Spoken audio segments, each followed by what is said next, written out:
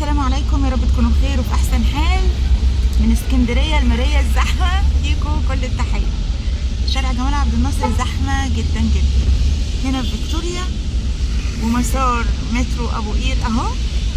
وهنبداوا بقى من محطه فيكتوريا سابقا او النصر، جنبا الى جنب، يعني محطه النقراشي سابقا برضه قطار النقراشي. نخش شمال ونمشوا على المسار. طبعا محطة فيكتوريا هنا تم ازالتها. هنكمله ونبدأه من عند سيدي بشر الترام، لان الطريق هنا عكسي، ما ينفعش نمشي عكس. ماشي، بصوا بقى زحمة عبد الناصر وبعدين ابو قير. الجو النهارده عايزه اقول لكم حر موت، صيف مش ربيع خالص يعني. خير ان شاء الله ان شاء الله. هنا طبعا فيكتوريا ومزلقان فيكتوريا والمترو. المترو بقى هيرحمنا من التقاطعات دي، والفتحات اللي بتتعمل على محور ملك حفني هتقلل الضغط على المزلقانات، فاهمين؟ من اول فيكتوريا في فتحات بتتعمل عرضيه زي ما اتكلمنا وشفنا قبل كده لحد المنطقه. زحمه يا دنيا زحمه. دخلنا شارع الاقبال، هنطلعوا بقى على البحر ونبدأوا من اول سيدي بشر الترام. ماشي، الاقبال لوران طبعا ارقى مناطق اسكندريه، من ارقى مناطق اسكندريه. كان نفسنا اسكندريه تبقى كلها كده الحقيقه. عيشوا معانا الاجواء والزحمه في شوارع اسكندريه قبل العصريه برضه. احنا كده هنا بصوا اهو محطه السرايا.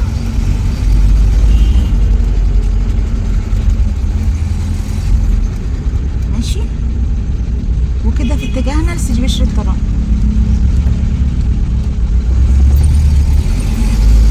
المسار طبعا اتقفل اهو زي ما انتم شايفين كده، وحتى كمان عند محطة سيدي بشر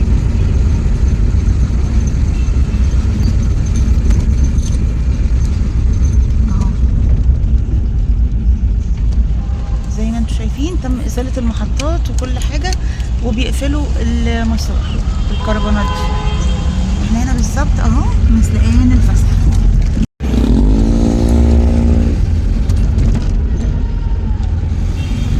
تمام، برضو هنا محطة ترام سيدي بشر كله اهو مقفول.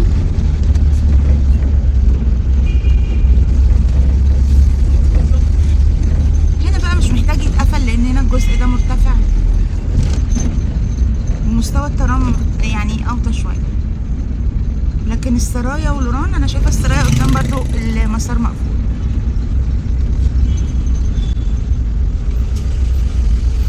نحفظ بقى المسار. انا عامله الجوله دي ليه؟ عشان نحفظ المسار قبل وبعد التطوير، نشوف المسار شكله هيكون عامل ازاي.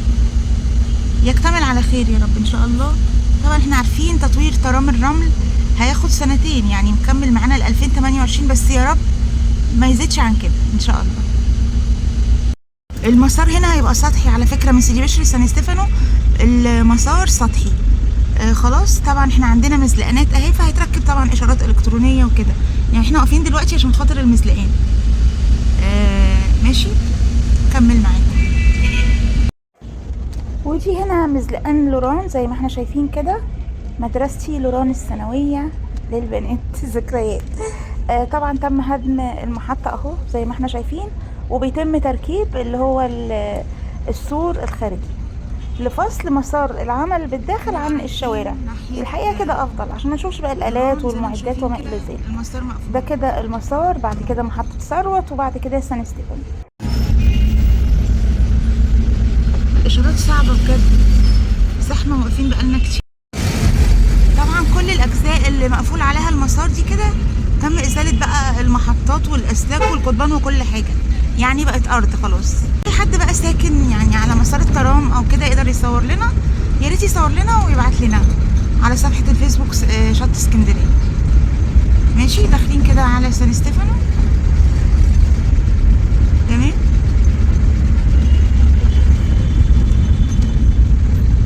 اهو تاني.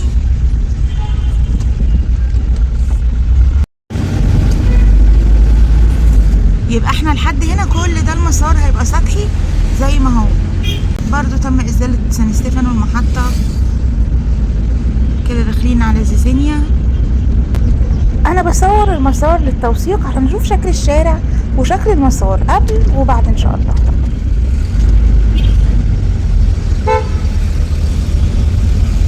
الزينيا هنا شغالين او ناس شغالة اعمال ايه، ازالة قضبان. في الزينيا لسه بيعملوا ازالة القضبان.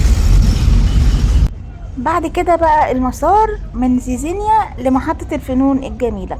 الجزء ده بقى كله من اجمل مناطق اسكندرية واروع المناطق اللي بيمر فيها الترام الحقيقة. والمسار هنا ان شاء الله بعد التطوير هيكون برضو نفس الوضع سطحي. سان ستيفانو، قصر الصفا، جليم، رمسيس، دي هتبقى محطات سطحية، مش هيبقى فيه بقى لا زيزينيا ولا سباباشا. تمام. مكملين معاكم على المسار. هنا زي ما انتم شايفين كده تم ازالة كل شيء. المشهد بقى الغريب يعني اللي لفت نظري فيلا محافظ اسكندرية. بصوا قدامها بالظبط جنب الشجرة اكوام القمامة اهي دي. فايه ده بجد يعني، مش الكوم ده بس، ده في كمان قدام اكوام تانية. فالحقيقة وضع القمامة الواحد مش عارف يقول ايه، انتشرت في اسكندرية بطريقة بشعة الحقيقة. كده مكملين المسار. تعالوا بقى ايه نسرع شوية بالفيديو ونروح محطة بوكلة. عايزة اقول لكم ان احنا ماشيين مسار الترام، ما شفتش ولا عربية بديل الترام رغم ان في محطوط يوفط محطة اتوبيس على المسار طول الوقت. يعني انا ماشية لحد كيلوباترا حمامات ما شفتش ولا عربية بديل الترام خالص ماشية على المسار. نهينا بقى عن التقاطعات والمزلقانات دي والاشارات، بجد معطلة الدنيا خالص. فاحنا نتمنى بعد كده ما نشوفش بقى الازدحام والتكدس وكده بعد التطوير ان شاء الله، يبقى الطريق سالك زي ما احنا ماشيين كده. بالمرة كمان واحنا ماشيين لفت نظري برضو ان مكان المحطات بصوا تحول لجراج. يعني العربيات اللي ملهاش مكان في الشارع راكنة مكان المحطات لحد بقى ما يبدأوا العمل. الله المستعان. كده خلاص وصلنا اهو، داخلين على محطة بوكلة. وزي ما احنا شايفين بيتعمل كربانات حوالين المسار شمال ويمين، والمحطة هنا اتقفل عليها خالص. تعالوا بقى نخش شمال ونكملوا باقي المسار بتاعنا. اهو المحطة زي ما انتم شايفين كده قفلوا عليها عشان العمل يبقى بالداخل. مش عارفة الحقيقة المسجد اللي على المحطة هيتشال ولا لا. هنكمل بقى نخش يمين ونكمل مسار الترام لمحطة رشدي بعد كده، ومحمد محفوظ ومصطفى كامل وسيدي جابر. خليكم معانا. اهو ده شكل المحطة من الداخل، لان احنا عارفين المحطة كبيرة جدا وعريضة، لانها كانت يعني كانت بتجمع خط واحد وخط اتنين، كانوا الاتنين بيصبوا في بوكلة. بعد كده بقى من بوكلة لحد سيدي جابر المسار رائع، كله شجر شجر ما شاء الله، جميل جدا. نتمنى الحفاظ على الاشجار قدر الامكان. مش عايزه بقى سخريه في التعليقات، قولوا لي يعني عشان خاطر المشروع ما نقطعش الشجر. فالكلام اللي هو لا يوجه ولا يجيب، احنا بنقطع شجره مش عارفين نزرع شجره. وما تقوليش بيتم زرع شجر، ما بيتزرعش شجر. عمرنا ما هنعرف نعوض شجره واحده من الشجر اللي احنا بنقطعه ده. تمام. كفايانا تصحر. بصوا الشجره، يعني بصوا الشجره معمره، بصوا دي عمرها قد ايه، يعني عمرها قد ايه الشجره دي بجد، اكيد اكتر من يعني عشرات السنين. المهم ما علينا. تعالوا نكمل بقى مسارنا بعد كده. المحطة اللي جاية دي محمد محفوظ. فبقول لكم المسار انت مش محتاج بجد في الشمس، يعني في عز الحر وفي عز الشمس الشجر ده عامل ظل جميل جدا جدا. فبجد خسارة كبيرة لو اتقطع. فبجد يعني التطوير يعني نطور تمام جنبا الى جنب، نحافظ على البيئة. يعني خسارة ان كل ده يتجرب ويتقطع. نتمنى يعني ان شاء الله ظننا يخيب وما يتقطعش الشجر ده كله ان شاء الله، يبقى بعيد عن المسار. بصوا الجمال، يعني انا بصوا روعة روعة على الجانبين بجد. فسكان المنطقة هنا يعني المناطق دي كلها زعلانين وخايفين من قطع الاشجار. تمام. المسار هنا بقى هيبقى علوي من رمسيس لحد مصطفى كامل، المسار علوي. تمام. فكل ده طبعا هيبقى المسار هنا عندنا علوي. بعد كده نيجي محطة سيدي جابر هتبقى محطة سطحية. كده داخلين على مصطفى كامل وورشة مصطفى كامل. هنا بقى ترميات تمام، اللي هي الترام الدورين. تمام، منزلينهم هنا ومجهزينهم، يعني اجزاء منهم متقسمة ومتقطعة. طبعا هنا الورشة، وهناك برضو الترام اللي هي بدورين اخدين اللي هو الجزء الامامي بتاعها اهو مركون هنا. الاطلال طبعا مصطفى كامل هنا هتبقى برضو موقع الورشة، بوريكم الجزء بتاع الترام الدورين. وطبعا طول ما احنا ماشيين كده داخل الورشة هتلاقوا اجزاء من الترام. خسارة بجد، خسارة. هنعدي من مزلندا وهنكمل لحد سيدي جابر. طبعا احنا عارفين الورشة موقعها سطحي زي ما هو. تمام، بعد الورشة هنطلع من مصطفى كامل، هنمشي في مسار بعد كده علوي لسيدي جابر، لان سيدي جابر محطة برضو علوية. خلاص، يعني المسار هنا برضو هيبقى علوي مكمل معانا لحد سيدي جابر. بعد كده هنشوف محطة سيدي جابر ونوثقها ونروح كليوباترا حمامات، وبكده نكون خلصنا الفيديو بتاعنا.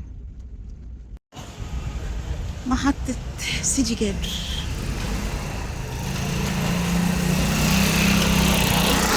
تعالوا بقى ايه نوثقها قبل الهدم.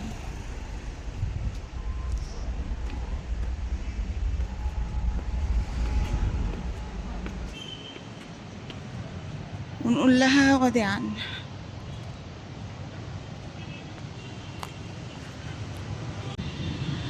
لسه في ناس بتقعد طبعا تستظل بالمحطات.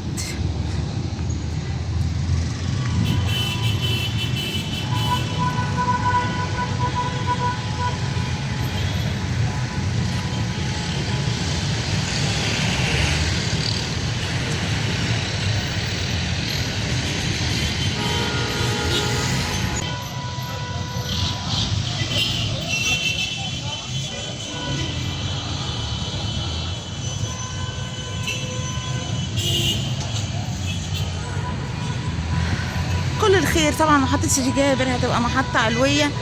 تمام، وهناك محطة مترو سيدي جابر. تمام كده يكون خلصنا الفيديو بتاعنا، ونشوفكم على خير الفيديو الجاي ان شاء الله. كل الخير يا رب، يا رب كل الخير في اللي جاي ان شاء الله. شكرا والسلام عليكم. جيجي رضوان.